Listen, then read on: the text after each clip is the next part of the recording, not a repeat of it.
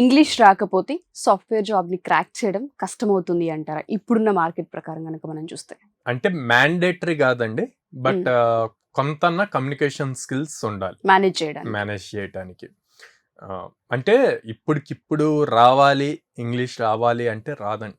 English కూడా మనకు 10th class వరకు స్కూల్స్లో మ్యాండేటరీ ఉంది, కానీ ఇంటర్కి వచ్చాక ఇంజనీరింగ్కి వచ్చాక లేదు. అసలు ఇంగ్లీష్ మాట్లాడటం అన్నదే లేదు, చాలా రేర్. ఆ 6 years గ్యాప్ వచ్చాక మళ్ళీ ఫైనల్ ఇయర్లో ఇంటర్వ్యూ కోసం సిఆర్టీ క్లాసెస్లో కమ్యూనికేషన్ స్కిల్స్ మాట్లాడిస్తారు. అలా అప్పుడు ఎలా వస్తుంది? రాదు. సో అంటే మన ఎడ్యుకేషన్ సిస్టంలో ప్రాబ్లం ఉంది. At the same time students కూడా ప్రాబ్లం ఉంది అని చెప్పి మాకు నేర్పించలేదు అట్లా అని చెప్పి ఎప్పుడు ఆ పాయింట్ చెప్తూ ఉంటే కెరీర్ గ్రో అవ్వదు కదా. So they should realise, okay అక్కడ లేదు, మనం ఏం చేయాలి, ఆఫ్టర్ కాలేజ్ ఏం చేయాలి అన్నది ఇంపార్టెంట్.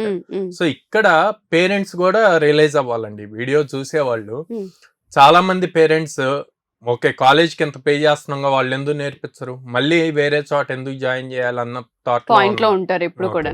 అది కరెక్ట్ కాదు ఇప్పుడున్న సిచ్యువేషన్స్ కి. మనం ఎంత ఎర్లీగా రియలైజ్ అయ్యి ఓకే అక్కడ అవ్వట్లేదు, మనం ఇంకా ఏం చేయాలి, ఏం చేస్తే అప్ స్కిల్ అవ్వగలం అన్నది చూసుకొని